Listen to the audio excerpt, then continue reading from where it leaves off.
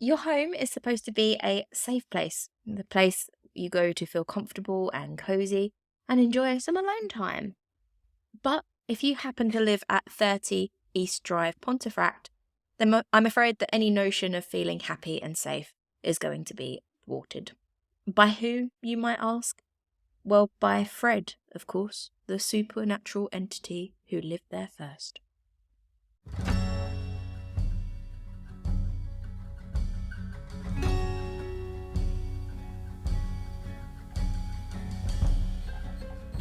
Good day to you lovers of all things morbid, creepy, and just a little bit wrong. My name is Amy. And I am Dom. And quite frankly, my dears, we don't give a damn. Just kidding. We do. We do give a damn. In fact, we care about you so much that when I'm alone at night, in bed, all tucked up, I often think of you and wonder what the hell you're doing standing at the bottom of my bed. Dom, how you doing? Thank you for that enlightening information. You're welcome. I think about our dear listeners too, not when I'm in bed. I think of other things. You should, you're missing out. I'm sure it would be amazing to Not think all, of just some. our lovely listeners. Don't pick on Reggie like that. Honestly.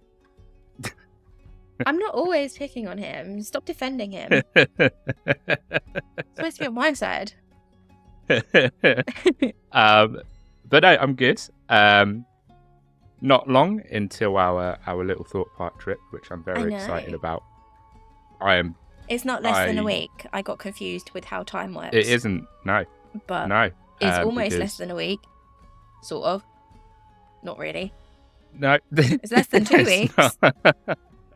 Maths isn't my strong point. It is less than 2 weeks. Our regular listeners will know that maths is not my strong point. Believe it or not, listeners, Amy struggles with weekdays, apparently. But it's not the weekdays. I know what day it is. I just don't know how to maths. Maths is hard. It's fine. It's fine. I get it. I'm not very good at maths either. So it's fine. But no, I'm good. I've got I made a few tattoo arrangements the other day, which I'm very much looking forward to. You're going to be catching up with me soon. I don't know. I think you've got a lot more than I have. I mean, yeah, that's for the moment. But at the rate you're going. I mean, it seems like recently I've been getting a new one at least every month, maybe every other month. Yeah, that's what I generally aim for. Is like one a month. I think that's a good ratio. It's a good personally, ratio. I think that's a good amount of tattoos to get once a month. I agree. My next one is June the 10th. Mine is also June, the 26th, I think it, something like that. No. So I'm very excited. So yeah, good things have been happening in the week that we haven't been recording. How are you, my lovely? Enough about me. How are you? Yeah, I'm doing good. I've had a very nice long weekend so far, although mine's been extra long because I've also got today off, which is Tuesday. So I've had a 4-day weekend, which is good. What have I done? I didn't do anything Friday night, just stayed in and chilled. That was very nice. I went to a party on Saturday night. In fact, at the House of Tutjig, I went to a party, and that was very good. Ooh. It was the other host, the one I don't pick on, the one I like. It was Rooney's birthday, so I went to that. And then, yeah, that was about it really. Just chilled. Just a nice chill long weekend. Chill long weekend. That's what we like. It's good. Sunday I had a nice dog walk. Had a bit of breakfast in the morning, then had a nice dog walk, and then watched a movie. I watched Inside Out, and I love that movie. I don't think I've seen Inside Out yet. It's the Disney Pixar one where you're in the girl's head and there's all the emotion. So good. And the second one's coming out soon, so I forced someone to watch it so that they would come with me to the second one. because I want to see the second one. So yeah, it was You totally forced like, Reggie to watch it, didn't you? yeah, I did. But you know, it's because I want to go to the second one, and you can't see the second one without seeing the first one. So, soz. No, very true. But Very, there is a very moment true. in that film that I actually cried at. I showed my human emotions. So, Wow. yeah. Amy never cries, people. Pretty momentous. She's made of stone. I am made of stone. absolute stone. Most of the time until I watched that movie. But yeah, that was my weekend and it was very good. And then I've got 2 days at work and then I've got another day off on Friday. So it's going to be a nice short week. Happy I'm days. very happy about it. Very, very happy days. And trust Disney Pixar to bring out the emotions. Cry. Yeah, if they anything always was do. going to do it, yeah, it was going to be a Disney Pixar movie. Always. But yeah, there's just, I'm not going to like tell. If you've seen the movie, listeners, if you've seen the movie, you'll probably know which bit it is. And in which case, okay. Yeah. Okay, I need to. Hard. But I need to get on when it. you watch it, I do. Afterwards, just text me and be like, "Okay, I get it," because you will. I mean, I know I'm gonna cry.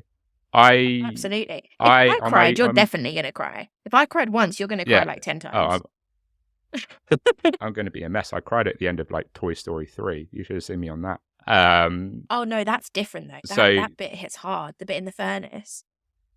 Was that Toy Story 3? The furnace and the bit where, the furnace and the bit where he gives his toys away, because he's going to college.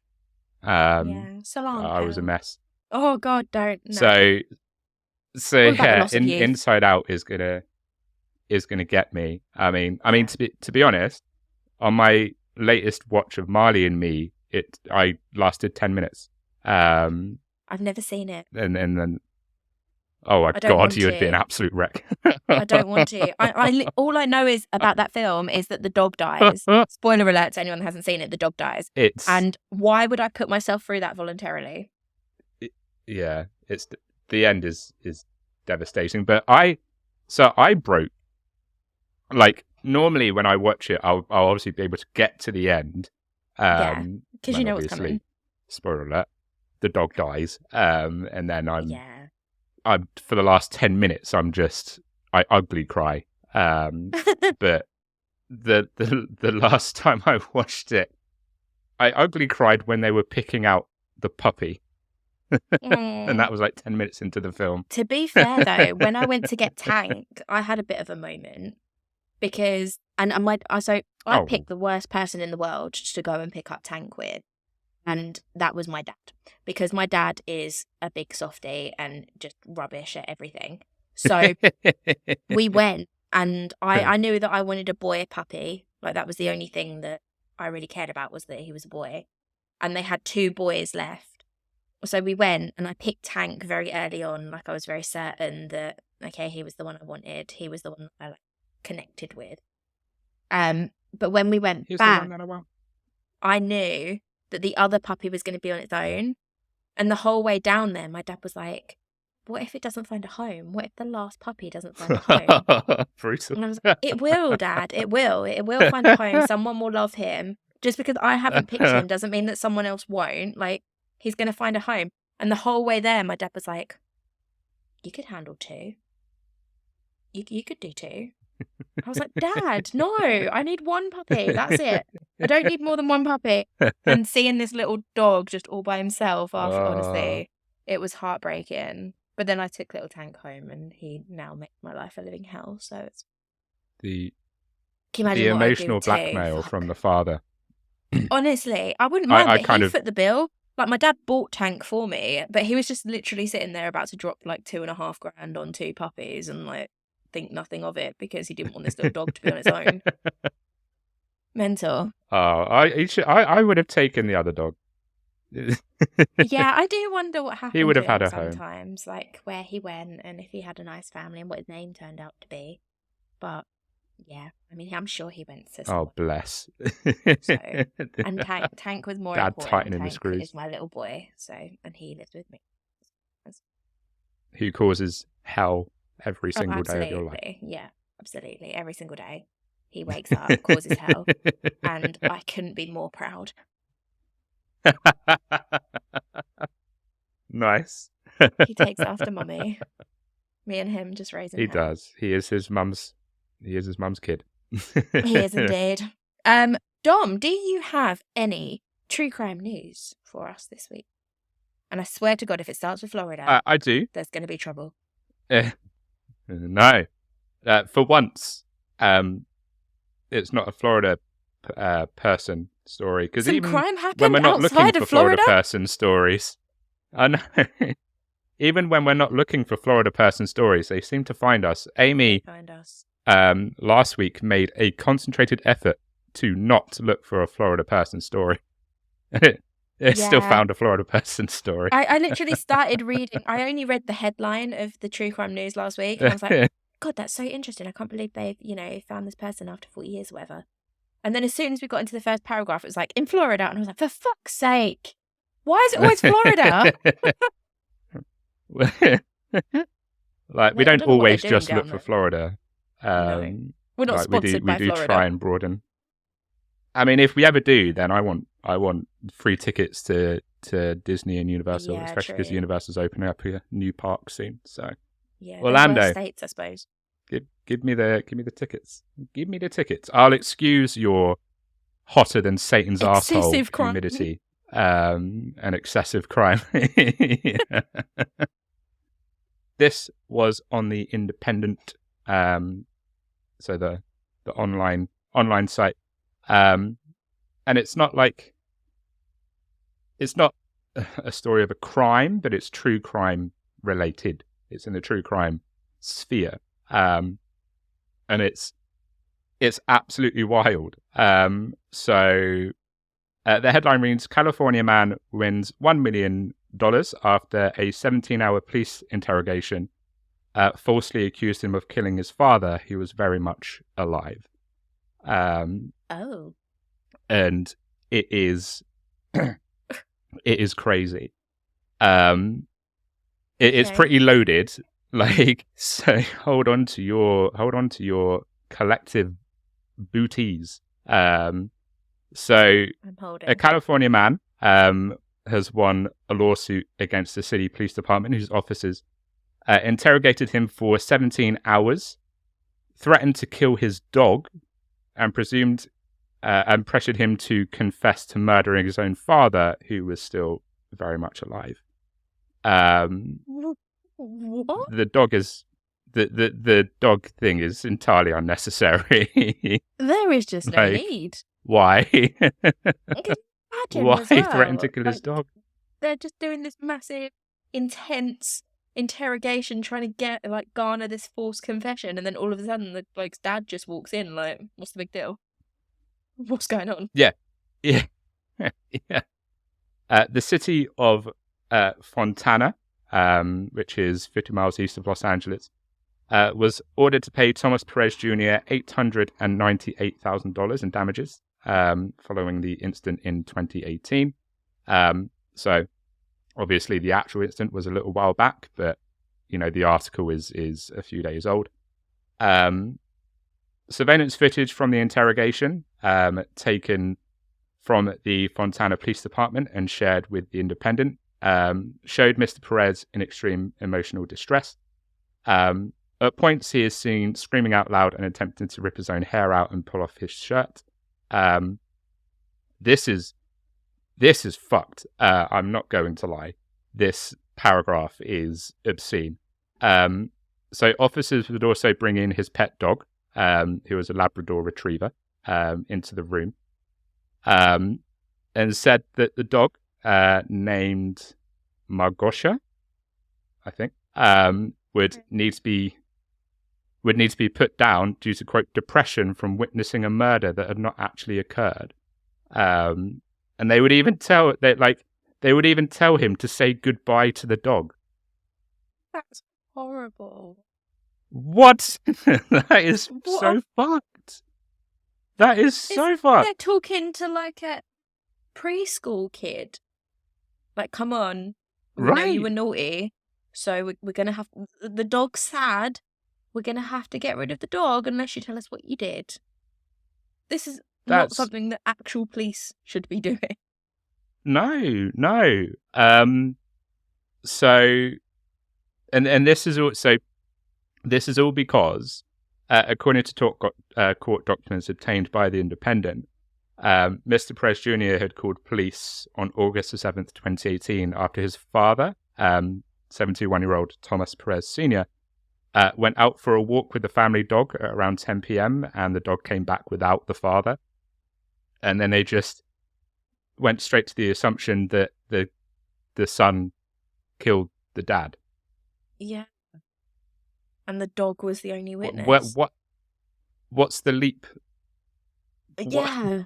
What kind of like scaremongers have they got working down there at that police department? Like, man goes for walk, doesn't come home when expected. Okay, dead. Definitely dead. No other option. Yeah. So, detectives would tell Mr. Perez that his father was dead and that they had recovered his body and had evidence that he killed him. And they would obviously pressure him into confessing to the crime. At one point during the interrogation, the investigators even threatened to have Margosha euthanized as a stray and brought the dog into the room so he could say goodbye. And so Mr. Perez can be seen getting down on the floor of the interrogation room to lie next to his dog, and there's a picture on the article with him lying next to his dog, and it is extremely sad. Horrible. At one point in the footage, an investigator would tell him, quote, "Okay, your dog's now gone, forget about it." Mr. Perez was also denied access to his prescription medication during the interview that he was taking for quite a myriad of conditions, so depression, stress, asthma, and high blood pressure. Obviously, his lawyer said that his client was quite severely traumatized by the incident, to the point that where shortly after he would attempt to commit suicide in the interrogation room. So, yeah, quite possibly the most horrendous case of trying to garner a false confession that I've ever come across. That is wild. A wild story. And I know that they're normally not that sort of... They're normally a bit lighter than that. But yeah, I saw it and I was like, Jesus Christ. Just everything. Saying that you're going to kill the dog, saying that you killed your dad. Like, it's just horrible. And then just keeping him in a room for 17 hours, like trying to break him down. I'm not surprised he got so much compensation. Insane. Can you imagine? There's no going back from that. Oh, I would. Granted, it's happy ending, and the dog's still everything. alive, and the dad's still alive and wasn't really dead. But like, you'd never feel comfortable. No, you wouldn't. Again, like, you definitely wouldn't trust the police. Christ. No, that's what I was literally about to say. I was like, he's never going to trust the police again. Yeah. So, I would seek as much monetary compensation from that city as I possibly could. I would legit squeeze them for every single penny. Absolute bastards. So yes, that's my true crime update. Sorry for dog lovers like me and Amy. That was probably pretty horrendous. Yeah, I feel like you did a bit of accidental foreshadowing when we were talking about Marley and me. Yeah, I think I did. Unintentional foreshadowing. Yeah. But yeah, so after this, go read up on that case and go watch Marley and Me, and you're basically on the same emotional level as me and Dom right now. Yeah. Pretty cool. much. Well, thank you for that. I mean, I think thank you is the right thing to say. Thank you. Being told about. That's the right one. I don't feel like I really needed to know any of that, but thanks. Dom, have you ever heard of 30 East Drive, Pontefract? Yes. So, in relation to that true crime update, I think next week we're probably going to have to do a Florida Man story to balance that out. Yeah, for sure. But yes, I have heard of the house. I've heard of the supposed spirit that lives there. I watched a YouTube video of like a amateur investigation at the house, which obviously is an amateur investigation. So whether or not that was anything to take seriously, is another story. But it is a pretty creepy house, I'll admit. Like inside, it looks. Even if I spent a night there, I would be a bit like apprehensive about it, because it just looks a bit creepy. Yeah, it was one I hadn't heard of it particularly, although I sort of had, but via another medium, which we'll get into in a bit. But it was recommended to me by my friend Mark and regular listener Mark. So hi Mark, thank you for recommending this at what was quite short notice. It struck me when I saw the pictures. It looks a lot like the Enfield house, the Enfield haunted house. It does. Very, very similar, very normal suburban house. You wouldn't really think, if you didn't know about it, you wouldn't think anything of, going in there and it being a normal house. But yeah, certainly a lot of things have happened there, and there will be a lot of amateur and professional and everything in between videos and investigations and stuff on it, again for reasons that we'll get into very shortly. But first I think we should probably talk a little bit about the history of it and why it is the way that it is. Been a while since, has it been a while? Been a little while since we've done a haunting, I think. It's been a little while. It's not been massively long. No, it's not been as long as it normally has. About the well, we did the possessed episode. That was quite recent, but that wasn't necessarily a place. And then there was the haunted house with the family who... The Amons family. That's Amons? The one. Yeah. Amons, something... either of those. Yes. That was not massively long ago, I think. Yeah, but still, we like to keep it, bit of a mix. Yes. Let's dive in. So, Jean, Joe, Philip, who was 15, and Diane, who was 12, Pritchard, moved into number 30 East Drive, Pontefract in Yorkshire in the UK in August 1966. Almost immediately, during the hot summer bank holiday at the end of August, Philip and his grandmother first witnessed a baffling phenomenon, a fine layer of chalk-like dust that was falling not quite from the ceiling, but from a level just below head height. So just randomly, middle of the room, about neck height. Just a layer of chalk dust just falling from nowhere. Which you probably would be a bit freaked out by. I would. If not a bit pissed off. It's kind of weird, yeah. Now you got a Hoover. Annoying. I'd be more pissed off. I'd be like, God damn it. I've just finished the housework. And now I'm going to have to run the Hoover around again. Like, what the hell? There's dust coming out of nowhere thinking it owns the place.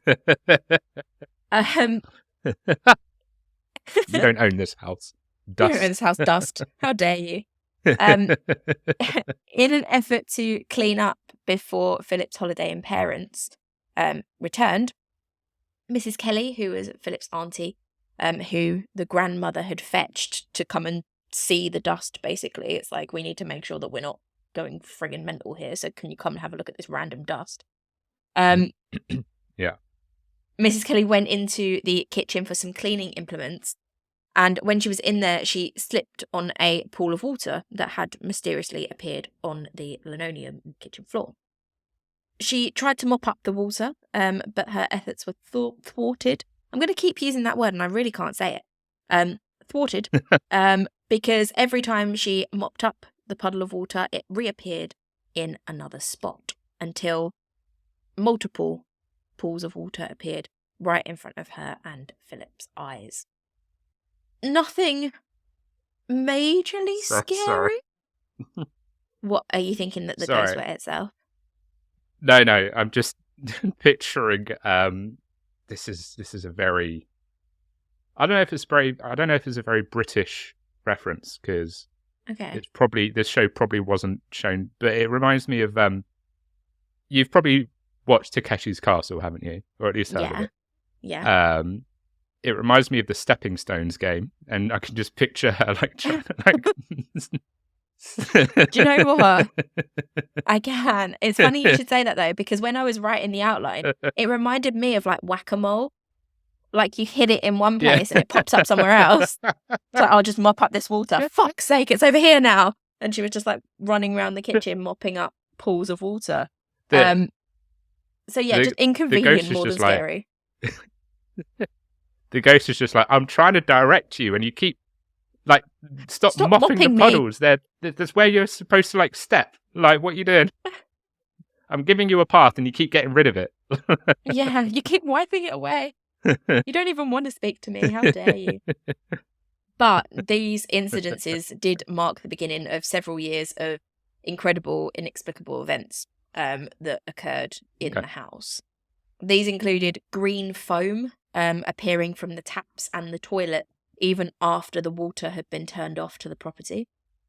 The tea dispenser being activated, resulting in all of the dried tea, cascading onto the work surfaces. Lights being turned on and off, standard poltergeist behaviour. Plants leaping out of their pots and landing on the stairs. Cupboards shaking violently. Photographs that were hung on the wall or the mantelpiece being slashed with a sharp knife. And an endless list of levitating and thrown objects, the biggest of which included a solid oak sideboard. So I think individually all pretty standard poltergeist stuff. Yeah. I thought you were going to be like the biggest thing that was like, when you were like a lot of levitation and throwing, I thought you were going to say like the biggest thing of which was like a full-on fucking recliner or something. Yeah, launched the biggest of which was Grandma. Stop throwing Grandma! For fuck's sake, Fred! What are you doing? Stop it! Oh, sorry, we haven't gotten to that bit yet. Spoiler alert, his name's Fred. I had to snigger when you were like, what was it about the plant pots? How they were like leaping or something? The plants would jump out of their pots and land on the stairs. That's it. All I could think about when you were like, when you said it was like the plants are like leaping out the pot and then like they wait until they're at the top of the stairs and then the plant's just like, whoa! And then they just tumble down. Yeah, they're just spooky plants. Do you know what? As I was writing this, I was looking around my house, and as someone that has almost 80 houseplants now, I'm like, I'd be screwed. Your houseplants are going to be the cause of your death. Yeah, probably. I mean, there's a lot of things that could potentially cause my death, so houseplants is probably one of the better ones. Yeah.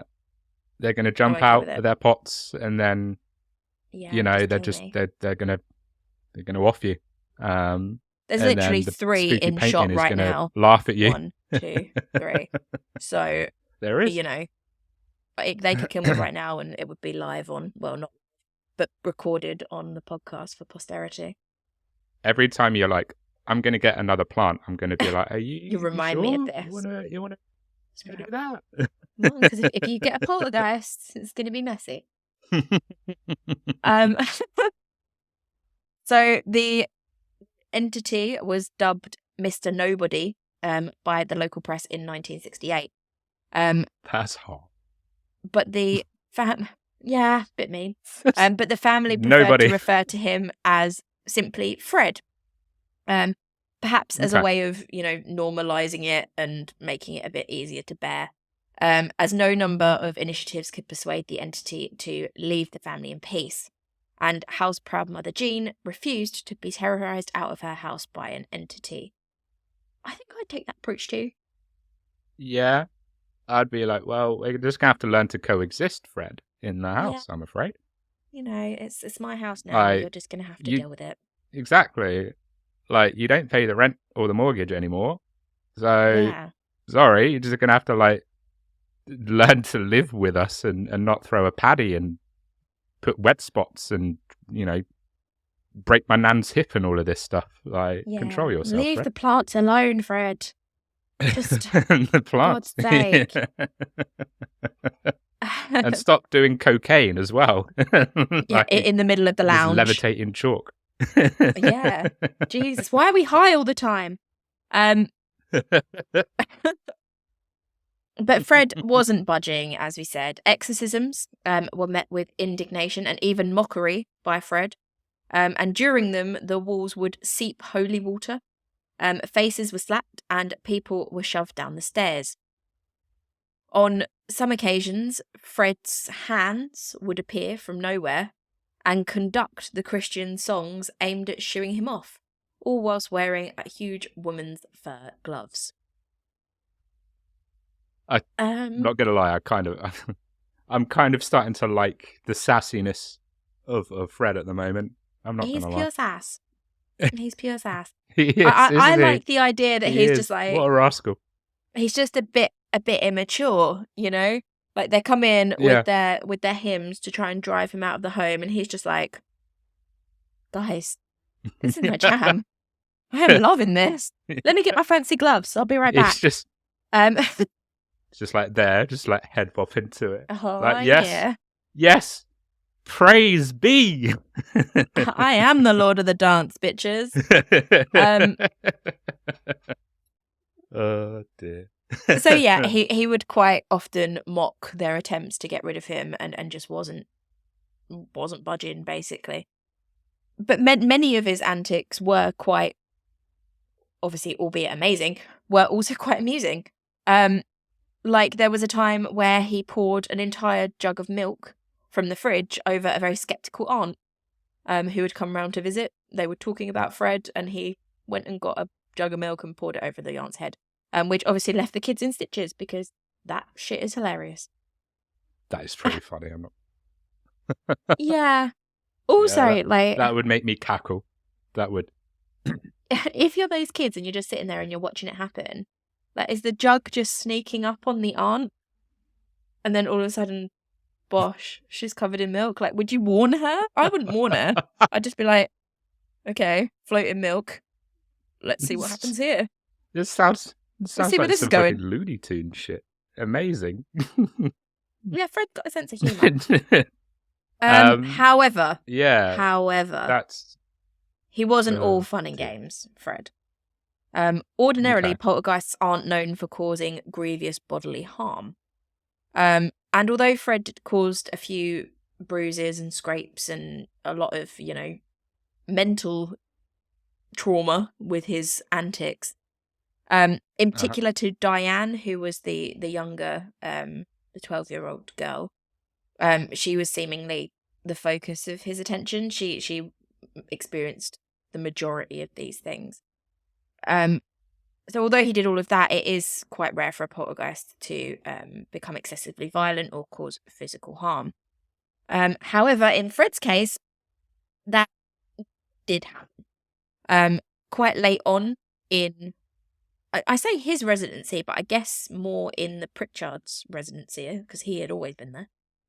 When Philip and Diane had both sort of finished being teenagers and were starting to be a bit more grown up, the activity reached a quite climactic height, with Diane's long hair suddenly standing on end, followed by her being dragged, kicking and screaming up the stairs. An event that left her obviously pretty traumatised. And when they rushed upstairs, the rest of the family rushed upstairs to see what the hell was going on and what Fred was up to this time, Diane was found with clearly visible finger marks on her throat. Okay. That's less fun. Than pouring milk over somebody. Yeah. Less Looney Tunes. I mean, it's bad enough. Yeah. It's bad enough that, he wasted, a 2-pinter of milk just pouring it over someone. It's bad enough. Milk isn't cheap. But, yeah, dragging someone by the throat up the stairs is not great. So, yeah. Pouring an entire jug of milk in this economy. I know you wanted to find a way to make the kids laugh, Fred, but there are other ways you can do that. Milk is an important commodity in this house. Yeah. And now how are we going to make our tea? God damn it, Fred. Why? We've got a whole box of Yorkshire tea bags, which we can't use now because you poured all the milk out. Yeah, So yeah, Fred had a funny side, but he also had quite a dangerous side as well. And devious. Yeah, I think poor Diane maybe wasn't laughing so hard at the milk incident when she's been grabbed by the throat. So who is Fred? No. Who is this entity that has decided that this family should not be happy in their house? There hasn't been a massive amount of theories as to who he is, but the one that's generally the most believed is that he's the spirit of a monk who was executed on the land on which the house is now built. It's believed that this monk assaulted and murdered a young girl, and whether or not he was rightly or wrongly accused, he just simply never left the land. He just stuck around, and he's quite often referred to as the monk of Pontefract. As a result, so man in a big black cloak, essentially, is how he's often appeared when people have cited him since. So yeah, it's genuinely that he's a monk. I think at that point, with girls being dragged upstairs and milk dumping and men in cloaks, I think it might be time for a break. What do you think? Yeah, that sounds like a good idea. Good plan. I'm gonna think of other mischievous things that I could do in the afterlife while we're on break. All right.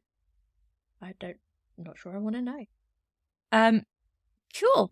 So, on that note, go cause some mischief.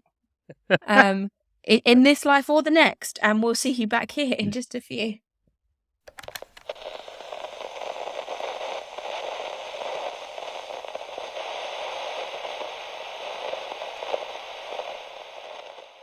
Welcome back to part 2 of this episode about 30 East Drive. I think it's 30. It is 30. Me and Dom in the break have been talking about what we would do if we were poltergeists, and it turns out that the answer is be really fucking annoying. Yeah. We wouldn't drive you out of the house through fear and malice. No. We would just do things that are very, very annoying. Like Amy said, like you would put a load of washing on, and then when you left, we would turn the washing machine off. One of yours was you would take the tea bag out, but so like when he thinks it's brewing, put your water in, not, you just got to picture it. One of your you've put your sugar in, you've put your milk in, you've put your hot water in. The tea bag is in the cup, but then you wander off for a minute to let it brew, and during that time, I take the tea bag out.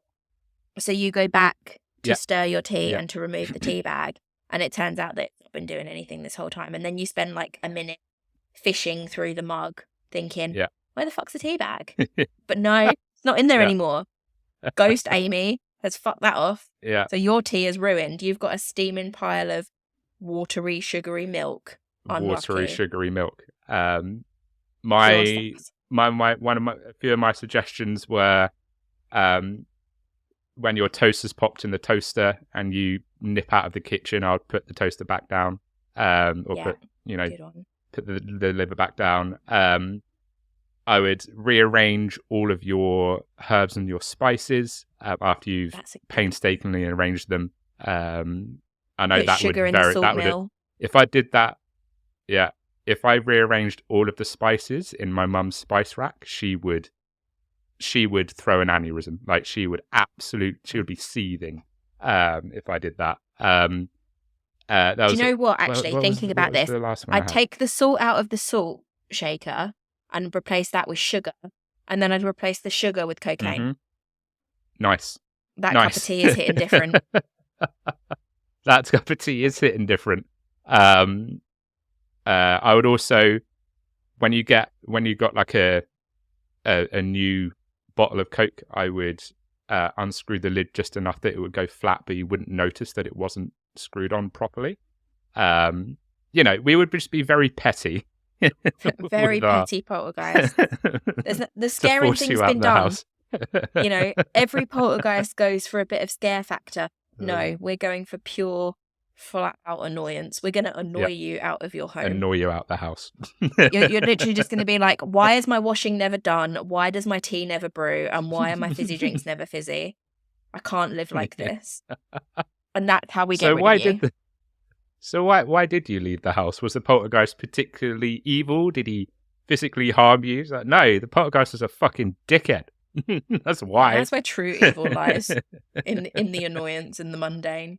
I had enough of my fucking washing machine being turned off on cycles.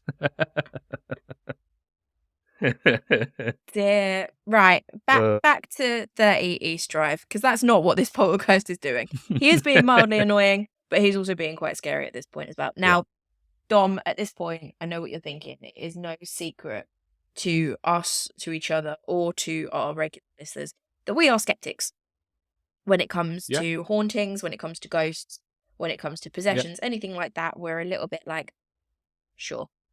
And we need to see it with our own eyes. Exactly. This probably comes across as another case where there's a family, they're haunted, they're being, I don't know, possessed, whatever, and they're the only ones that ever see anything happen, and therefore it's very difficult to believe. Well, this is not one of those cases. Well. In this case, multiple people, and I do mean multiple people, have experienced and witnessed the strange goings-on at 30 East Drive. There are currently 288 individual instances published on the house's website from various visitors and guests of the house. And by individual instances, I mean different people every time. 288 people have experienced something, felt something, seen something, whatever, in the house. So there are a lot of people, not just the one family that live there. In fact, there's been so many incidences that not only has the house got a list that is regularly updated with new incidents of paranormal activity, but the goings-on in the house also inspired a movie. When the Lights Went Out came out in 2012. If you haven't seen it, I highly recommend. Very good film. I didn't know it was about this house, which is why I said earlier at the start that I was sort of aware of this case without knowing that I was aware of it. I've seen the movie, and now I know what the movie was based on. But that movie centres around the hauntings in the house and the black-cloaked monk who resides. The movie's producer, Bill... I'm definitely going to say this wrong. So, Bill, if you're listening, which I doubt. But if you are, I'm sorry if I butcher your second name, but I think it's Bungay? Okay. From this point, I will refer to you only as Bill. So the movie's producer, Bill. The man known as Bill. The man known as Bill. Went on to buy the house in 2016 for what he describes to be a, quote, very cheap price. I wonder why. Bargain, that. Bargain. Yeah. It reminds me of like such a trope in horror films where the family will buy a house that like some, the dad chopped up the entire family in. And they're like, the realtor's like, so, it's got it's a very grand home. It's got a really lovely living room. It's got a really lovely kitchen. We won't talk about the upstairs. Nothing happened upstairs. Absolutely nothing. It's lovely. Ignore the sealed off room. But no one needs to talk about that. Ignore the sealed off room. Yeah. Ignore the blood stains. Sorry, the water stains on the wall. The red wine stains. The red wine stains. It's it's got a history, but it is a bargain. And then the family's like, yes, we'll take it. Was it because the Amityville house was very cheap, wasn't it? That was bought that was like a huge house, and they got that for like a pin. Yeah. I remember having that conversation when we did that episode where we were just like, "Fuck it, I'll have it for that price." Like bit of haunting, who cares? Yeah, absolutely. Like, let's move in. As we've said, like, if it's for a bargain price, then the fucking demons are just going to have to learn to coexist with me, because there's no way I'm turning that down. Like, exactly. Like, get along or get out. Like, you can't pass up those savings. No. But yeah, obviously Bill, seeing how cheap the house was on the market for, saw it as a bit of an opportunity. He'd just film the movie in the house, and thought, why not have it? Why not keep it? I've made a movie about it. Why not keep the house? So that's why he bought it. At this point, bear in mind, we're in 2016. Sorry, 2012. The house had been somewhat dormant in terms of activity from Fred for nearly 40 years. He hadn't really done too much in that time, mostly because people weren't really living there. And Jean had obviously gotten older and kind of settled. And I guess Fred decided to leave her alone a bit more. Fred's just like, Jean's not as young as she used to be. I'm just gonna give her a bit of a break, I think. I'm gonna lay off Jean. Me and Jean, we're all right. Yeah. So yeah, it kind of went a bit more dormant. But with the movie being filmed there, with the amount of people coming through the house, as we know, entities generally feed off of energy, whether that be good or bad. So that amount of people coming through obviously led to a rise and to more and more activity from Fred. At the premiere of the movie, which very, very coolly, like when I read this, I was like, this is insane. I would love to do this. Was held at the house. So they did a premiere. I was going to say, did they held at the house? And there was a few lucky competition winners, and then the stars of the movie, and that was it. That was the whole premiere. Two of those stars of the movie, Hannah Clifford and for sure, Hannah Clifford and Tasha Connor, requested that Bill take a picture of them together to commemorate the occasion, as you would. However, upon attempting to take the picture, Bill's phone, which had previously been at 75% charged, died immediately. It just shut itself down. I know what you're thinking. iPhones, probably not that's creepy, but yeah. Android superiority. I've got an iPhone. Like, don't look at me. I'm an Apple girl all the way, but they are known to be a bit, Oh, I'm an Android user. That's why I said it. Oh, okay. Oh, right. We're not getting into this debate. That's what this what this is about at all. But yes, his somewhat charged phone died immediately. He didn't think much of it. So he checked the phone the next day when he'd recharged it, and sadly he didn't manage to quite take the picture before it had died. So he was a bit upset that he missed the photo opportunity, but he just moved on. Yeah. It wasn't until a few weeks later, when he was browsing his camera roll, that Bill realised the photo had actually taken. It showed up just completely randomly within his camera roll. It shows himself and the two stars of the movie with their faces mostly blurred. But yeah, it definitely wasn't there when he got it home. When he recharged his phone, the picture wasn't there. And yet, 3 weeks later, here it is, broad as day. Fred's like, I got you. I got you, boy. I took the picture. Here you go. I got you covered. Nothing about my photography skills, from Bill. I took the photo for you. Shut up. Bill was a skeptic. He didn't believe anything about what had happened there. He didn't think that anything was going to happen to him.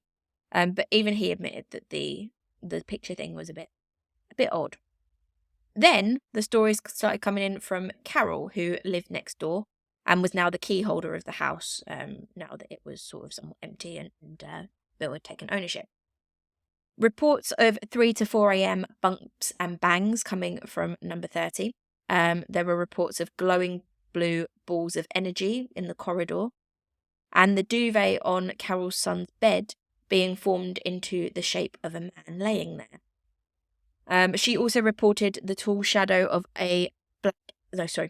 black shadow of an entity coming through the wall into her house, and so on and so forth. So she was rightly quite freaked out that what was happening next door was now popping over into her life as well, coming into her house. So and she obviously reported it to them.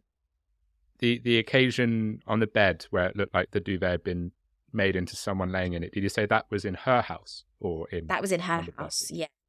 So that was in her son's bedroom, which it would freak you out. Like, you know the house next door is haunted, and then all of a sudden things start happening in yours, you're going to be like, might be time to move. Again, much like us, Bill remained skeptical because these things had happened to other people and to him. So he wasn't going to, budge until something occurred that he could not explain. Yes. But luckily for Bill, it did happen. On Sunday, the February the 14th, so Valentine's Day. Oh, that's nice. Yay, Bill.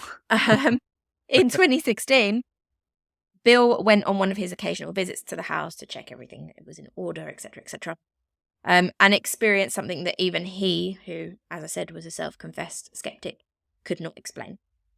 He was alone, washing some items in the kitchen sink, when he felt an instinct to turn around. He looked over his right shoulder, only to see a small object materialize above the dining table before being projected ballistically at his head. He said, quote, "I could have sworn that it was going to hit me between the eyes and would have hurt had it done so, but it missed me by a whisker and ricocheted off the kitchen window. I looked down to see a small wooden domino, now in my possession, sat on the kitchen floor. After a few regrettable expletives, I felt the need to thank it, or Fred, for demonstrating to me its ability to teleport, the first truly indisputable paranormal act that I had witnessed." So we've got a domino thrown at his head, basically, is the short version. I don't think I'd regret expletives that came out my mouth. I think I'd be surprised if I didn't put together a string of expletives. He's a very polite man, is Bill. And despite the fact that he's getting stuff lobbed at his head by a poltergeist, he's like, "Oh God, I swore. That's not good." Oh no. Bill's like, "For fuck's sake, Fred, you fucking bet." Oh, sorry, Fred. Sorry, that was very. Fred, that was unnecessary.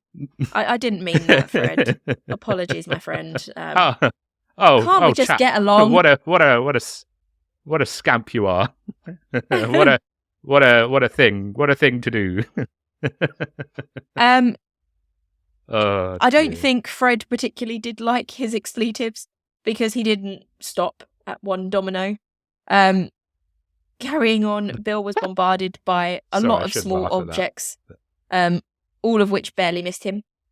A glass marble, was projected through the ceiling with such force that it took the varnish off the piano board, which got hit pretty hard. Two screws were thrown, again through the ceiling at either side of his head and only narrowly missed him. And a red plastic ball materialised before his eyes in the middle of the room and was thrown directly at Bill's head again and again. It kept coming past him and trying to hit him in the head, basically. So, whatever you said, Bill, you've pissed Fred off. Yeah, Fred's having a bit of a paddy, isn't he? He needs to be put in time out, and given a 5-minute. Go and sit down. Sit looking at the wall in the corner and think about what you're doing. I you know how like some people, to emphasize things, they'll clap after every single word. I can just picture Fred after every single thing being like after every single thing he throws, he says something like he throws like a marble and he's like, "What?" And then he throws something else. He's like, "Did throw something else? I throw something else. Tell you about swearing in the house." There's Bill just dodging it like the Matrix. Yeah, so Fred wasn't particularly. Oh, bless Bill. Happy. And as much as we're laughing about it, this did shake Bill. Like it probably was pretty terrifying. Yeah, and it would be, if you were alone in a house that you had been told repeatedly was haunted, and this had started happening to you, you would be somewhat terrified. Bill now says of the incident, quote, "I have now firmly left the school of skeptic. There is definitely something deeply profound and intimidating in this house." School of skeptic. School of Skeptic, right? I thought that was a good name for the band. Write that one down. School of Skeptic, yeah. No, that is definitely a band name. 100%. School of Skeptic. I like it. So yeah, I mean, he whatever he experienced, however true all of that is, it was enough to shake him in his belief that ghosts didn't exist, and now he's a believer. Firmly, yeah, in the camp. Which I would be as well. If that happened to me, I mean, I think I would question things. Yeah, it's understandable, isn't it? An incident like that, you would definitely rethink some things that you were pretty steadfast on. I think, Absolutely. you know, like you said, we're both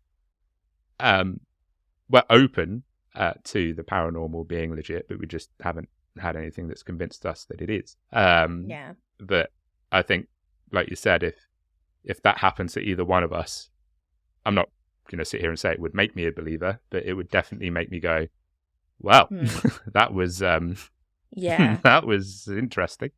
I think I need to do a bit more research just to just to try and explain things, because I'm not sleeping for a couple of nights if that's happened to me, and I'd want some sort of rationale. Yeah. So what's happened to the house today? Well, it's still very much standing. It's very much still there. Yep. As you can imagine, no one massively wanted to buy the house off of Bill. You know, there was just far too many rumours and stories about it. So instead, he did what any good logical person would do and opened it to the public. So when we were talking about this at the start about, you know, paranormal investigations that have happened there, there's loads of videos, there's amateur investigations, professional investigations. It mostly because the house is now open to the public, and it's on the website that the house has, it actually says if you're a paranormal investigator and you're looking to do scientific experimentation within the house, you get in for free. So that was probably one of the reasons that so many people flocked to it and tried to, you know, prove or disprove the presence of Fred. But Dom, there is even better news. And that is, for the meagre amount of just 75 British pounds, you can spend the night in 30 East Drive. I mean, that's pretty cool. I think I would do it, to be honest. I'd do it.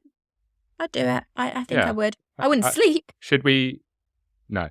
I would.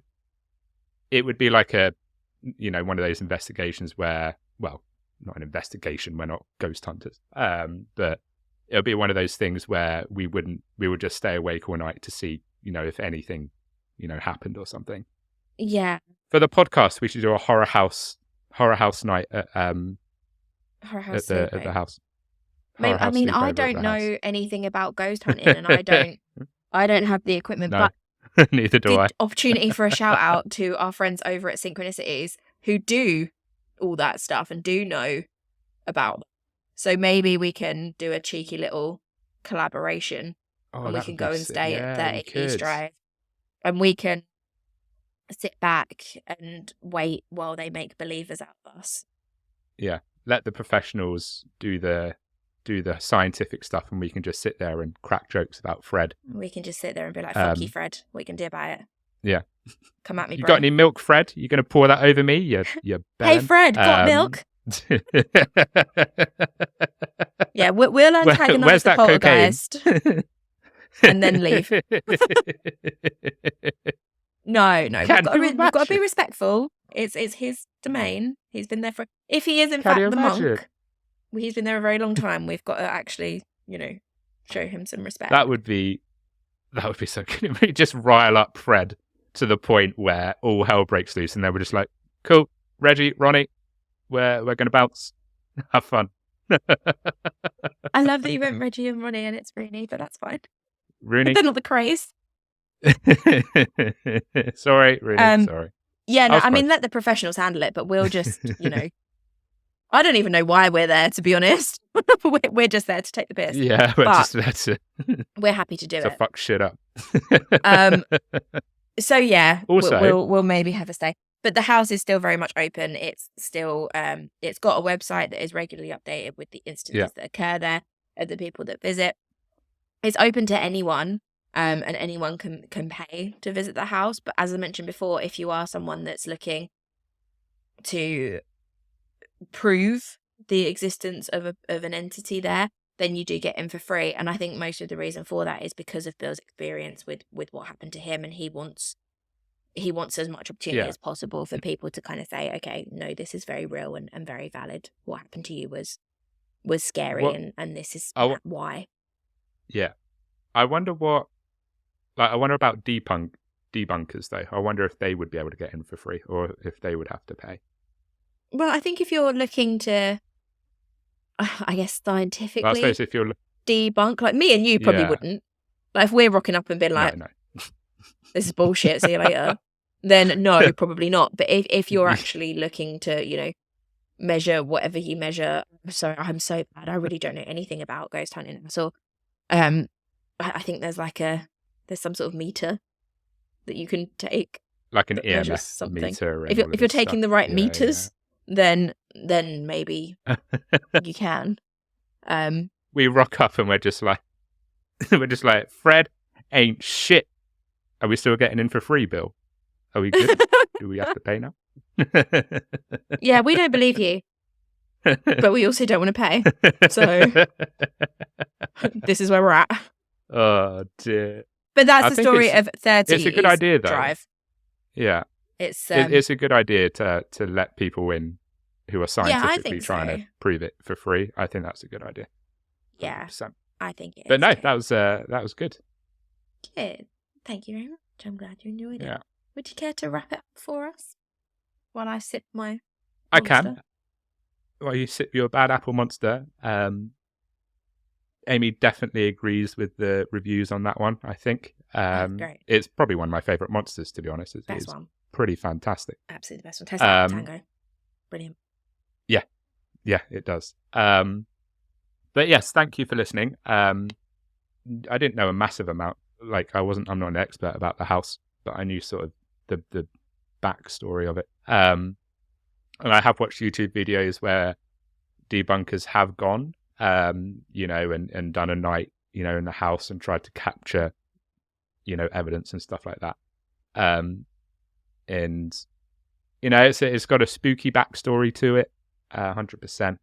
And of course, we can sit here and we can laugh at, some of the things that Fred, his mischievous side, would do. But obviously, poor Bill, I think if that happened to me, I would, one, be shitting my pants, and two, I would definitely be thinking about some things. Thank you for that episode, Amy. I do enjoy when we do some spooky episodes. I find them very, very fun and very interesting. As for what I'm going to be talking about next week, I don't actually have anything outlined. Amy, I don't have an episode outlined for next week, which is quite insane for me. I have been waiting for this day for so long. I never thought it would come. You're going to have to do a me next week. That's so exciting. I know. So I know I am. Again, for context, if this is your first episode of Horror House, there's two very different approaches to what we do here. There's Dom, who is always very organised, always has 4 or 5 episodes 3 outlines on a ready go. to go. Always prepared. And then there's me, who literally outlined this episode an hour before we recorded, because I need a deadline to get things done. The fact that Dom doesn't have anything for next week is, quite frankly, exciting for me. And I'm intrigued to see. Actually, no, I want to know when you do it, because if you do it on the day, you've fully transitioned into my brain. I'm taking Amy's approach to the podcast. Exactly. And I'm now going to go and outline 3 episodes, just so that I've got them stacked up for later. We're fully swapping brains. Yeah, it's like Freaky Friday. So yeah, I don't have anything planned for next week. So I mean, it's a surprise. It could be true crime, it could be paranormal, it could be whatever. So Amy can sit and bask in that, my unpreparedness, just like she basked in coming up with the names for my dick. Oh yeah, which I'm not surprised that Ted Bundy won the vote. Yeah. That's exactly what I needed to announce. You've just reminded me. Thank you so much. If you tuned in last week and you heard that we were coming up with a nickname for Dom's dick, we've done the poll. The poll has now closed, and the winner was Ted Bundy. So from now on, going forward, introducing to all future lady friends and anyone that happens to be talking about your penis, you will be introducing said member as Ted Bundy. Congratulations. I'll get you a certificate.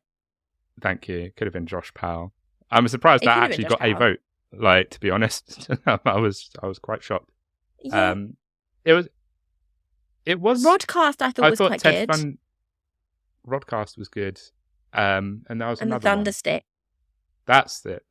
I got quite. It was. So I thought Ted Bundy was going to run away with that. But I was quite surprised by how it was my favourite. Oh yeah, I knew that would be what you would have voted for, and I think I came up with all of the names, but I had to put Ted Bundy in there because that one was definitely my favourite. I put Ted Bundy in there and then went to my personal Instagram and voted for it. So, yeah. But I'm so pleased that after 32 years or 33 years of not having a name for your penis, it will be forevermore known as Ted Bundy. Yeah, it's got its moniker. It's very happy about it. So yes, Ted Bundy won. In case you missed it, Dom's penis is happy. Wrap it up. This is getting weird. Wrap up this episode. This is the weirdest wrap up in the world. Yes, thank you for listening, everybody. If you enjoy what we do and want to see more polls like Ted Bundy, maybe we'll put up a poll on what Amy should call her vagina or her tits or something. I don't know. My vagina's got plenty of nicknames. Thank you very much. Don't need any more. If you enjoy what we do, please leave us a review. You can do that on Apple Podcasts. You can leave us a rating on Spotify. You can put something in the Q&A section. You can subscribe to the YouTube channel. Hello to the 2 or 3 new subscribers that we have gained. And if you want to support us, monetary wise, and throw a little bit of money our way, then you can donate to the Buy Me a Coffee link as well. But until next week, as I said, I don't know what we're going to be talking about next week, so you're going to be as surprised as everyone else is. Until then, as always, all that's left to say from me is stay spooky. Stay spooky.